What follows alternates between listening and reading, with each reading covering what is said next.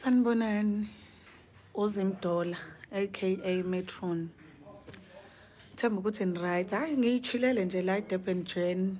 So guys, yazi ngicikwa ilento eyenzeka kuleli page leli.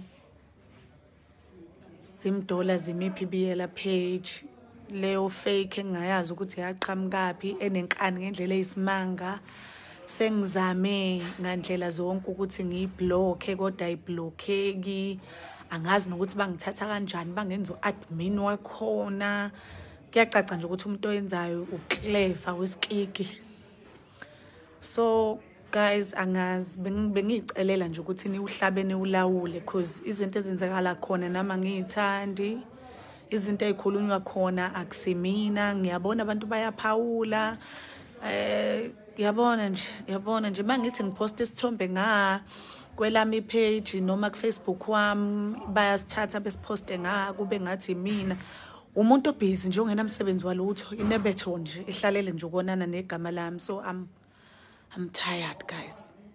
Ngazi if nina ikhondlela eningenza ngayo noma kukhona enikwaziyo ukuthi ningenza ngakhona bengingacela ukuthi ningilekelele because mina just can't.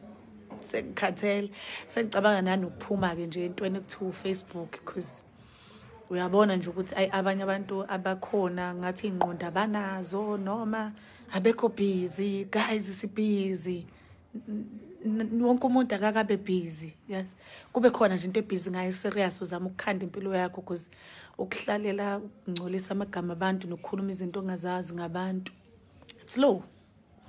So bengiyicelela nje ukuthi if possible, if kukhona mhlawumbe ke because asifani khona abantu abayaziyo kangcono ke futhi technology, khona abantu abazazi kangcono ke nazo ke izinto zo Facebook. Mhlawumbe if kukhona eningakwenza because mina my Facebook Ntombiza amadola Biyela, ipage lami Tshitshile Sibhono, phinde kube ne group Team Zimdola.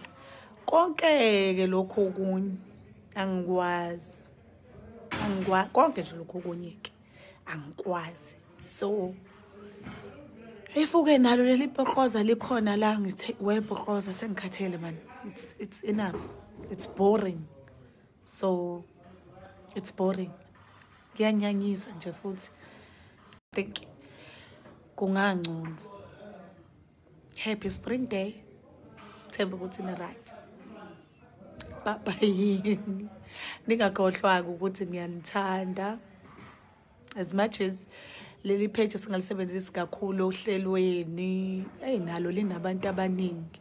Ngisaba nakho ukuthi ningakhala ngoba nizosala. So kodwa ke ngiyangikhona for nina futhi ngiyanithanda and zisazohephena. Yabo, zisazokwenzeka izinto. Angifuni ukukhuluma kakhulu ngomculo nani because I think sesikhathele mhlawumbe ukuchaza into eyodwa ukuthi indaba yomculo udlula ko compiler njani before ufike kithi. Sesikhathele ke mhlawumbe nokuyichaza leyo nto. So siyabona ke naseyinkundleni ke zomaskandi umuntu uyathukwa ke, uthukelwa lo uthukelwa lela naseyibongweni siyathukwa. Yabo, kodwa ke mina ke vele inhlamba ziyangidecorate ngoba ningibone ngathi ngiyaglowa nje. Ngoba nibone ngathi ngiyaglowa nje, ayikho nje into engiglowisayo nje. Zinhlamba nje za ku Facebook nje. Ziyangipholisha, ziyangigeza. So hayi ngikhathele. So nje sengithi ke ayilimize etsheni. Okusala ingoma sisazoyishaya shebi kusazoba kubi.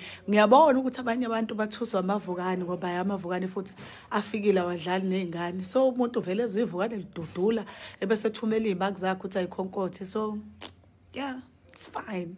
Ku right. Asinankinga futhi asixabene namuntu futhi asilwi namuntu. Sizoshaya ingoma. So nibe right, nibe grand.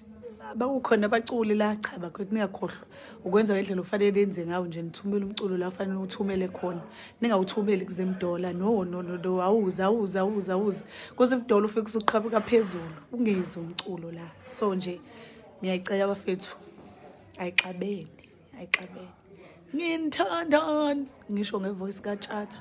Qhubekeke ke niba right. Sharp.